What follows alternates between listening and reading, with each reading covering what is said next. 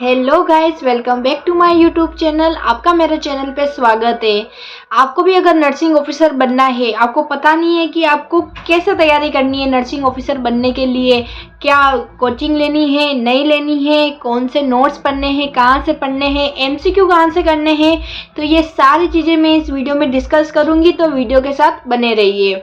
तो सबसे पहले शुरुआत करते हैं। अगर आपको भी एम्स नोट सेट या सेंट्रल की कोई भी वैकेंसी आ रही है जो नर्सिंग ऑफिसर बनाएगी, आपको वो एग्ज़ाम क्रैक करना है, तो आपको कैसे शुरुआत करनी है। अभी आपने बीएससी नर्सिंग की है, जीएनएम की है, तो आपको कैसे आगे तैयारी करनी, तो मैं आपको शुरू से बताऊंगी कि कैसे आप स्टेप बाय स्टेप चढ़ सकते हैं तैयारी के लिए। तो गाइस, सबसे पहले आपको अपनी बीएससी नर्सिंग डिग्री तो आई गई होगी। अब आपको तैयारी करने के लिए सबसे पहले जो चीज़ है वो है आपको बेसिक क्लियर करना पड़ेगा। गाइस, अगर किसी भी चीज़ के लिए अगर आपको एमसीक्यू भी सोल्व करने हैं ना, तो एमसीक्यू आप सोल्व कैसे करोगे जब आपकी थ्योरी क्लियर होगी।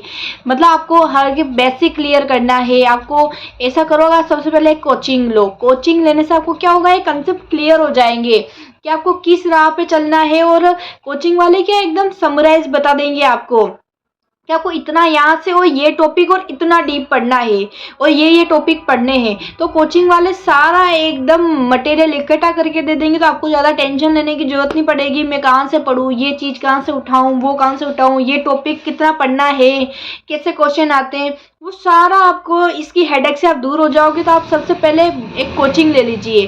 कोचिंग लेने से ये होता है कि गाइस, अपनी सारी जो बेसिक क्लियर है, आपका थ्योरेटिकल नॉलेज है वो सारा आपको अच्छे से क्लियर हो जाएगा। गाइस, अगर आप कोचिंग जानना चाहते हैं कि आपको कौन सी कोचिंग लेनी चाहिए, तो मुझे नीचे कमेंट करना। इस पर भी मैं एक दूसरी वीडियो बना दूंगी कोचिंग के लिए। तो ये था फर्स्ट कि आपको अच्छे से कोचिंग लेनी है।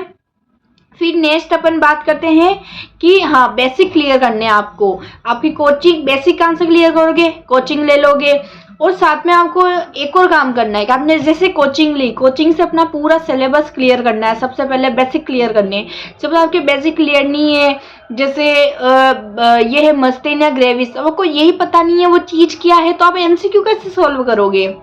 इसलिए आप पहले अच्छे से कोचिंग करो। कोचिंग पूरी हो जाए, उसके बाद आपको एक और काम करना है, वो है ये पीआर यादव की बुक।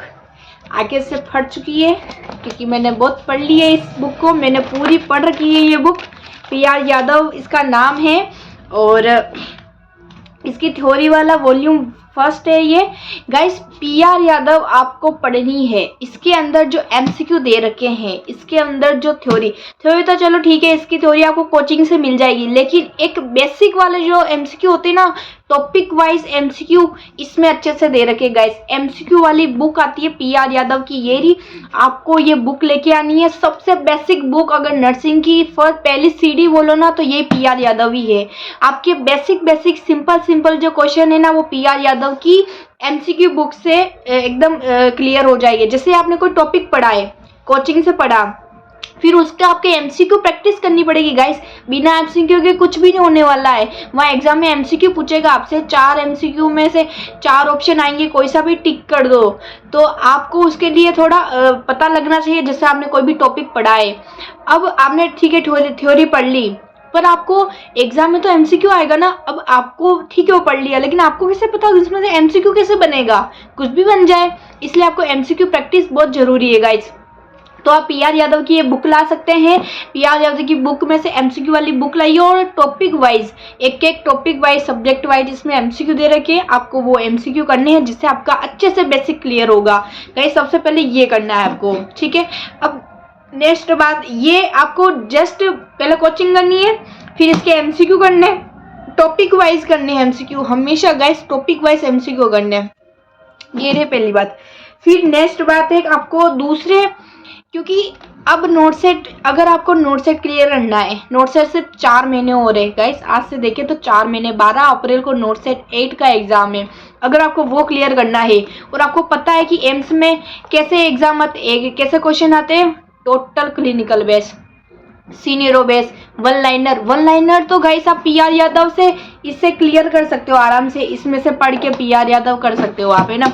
तो वन लाइनर आप कर लोगे, लेकिन जो एम्स में क्लिनिकल बेस्ड जो क्वेश्चन आते हैं ना, उसको करने के लिए आपको सोनलस की बुक लानी बहुत जरूरी है। ये सोनलस है, ये इसका 9th एडिशन है मेरे पास। ये बुक बहुत बहुत शानदार बुक है। अगर आपको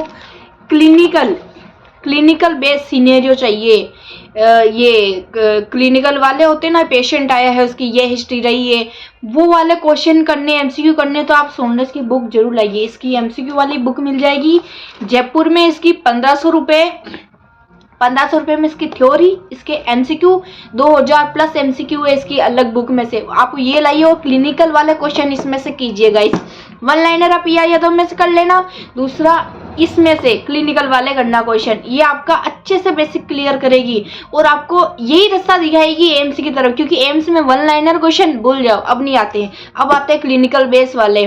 वन लाइनर आते हैं पर कम आते थोड़े से, अब क्लिनिकल वाले ज्यादा आते हैं, सीनियरो बेस आते हैं। तो ये सीनियरो अच्छे से आपको सोनलस की बुक से करना है गाइस। ये हो जाए जब आपके एग्जाम में। तो ये थी आपकी पूरा थ्योरी का और एमसीक्यू का पार्ट। अब हम बात करते हैं कि अगर आपने जस्ट थोड़े महीने, जैसे अभी 4 महीने बाकी है, तो 1-1.5 महीना पहले आपको क्या करना है, टेस्ट सीरीज लेनी है गाइस। टेस्ट सीरीज बहुत जरूरी है, वन टाइम इन्वेस्टमेंट करना है आपको। टेस्ट सीरीज ले लो, उसमें क्या आपके टाइम का पता चल जाएगा।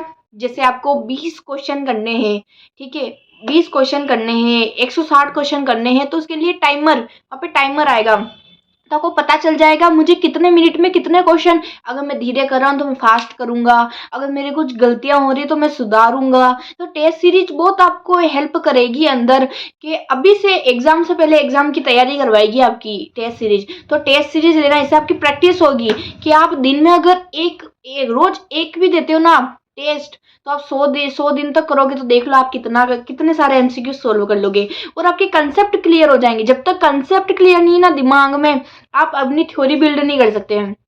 जब तक वो कंसेप्ट नहीं पता, वो कंसेप्ट क्लियर हमेशा के तो थ्योरी से होंगे और फिर आपके टॉपिक वाइज एमसीक्यू करने से होंगे। तो ये गाइस है पूरा नोटसेट 8 के बारे में, या फिर कोई भी सेंट्रल वैकेंसी है नर्सिंग के बारे में, आपको इन किताबों को पढ़ना है, इनके एमसीक्यू अच्छे से करने हैं गाइस। तो आई होप आपको वीडियो पसंद आई हो, और अगर पसंद आई हो तो like, share, comment and subscribe my YouTube channel. मिलते हैं नेक्स्ट वीडियो में, बाय बाय।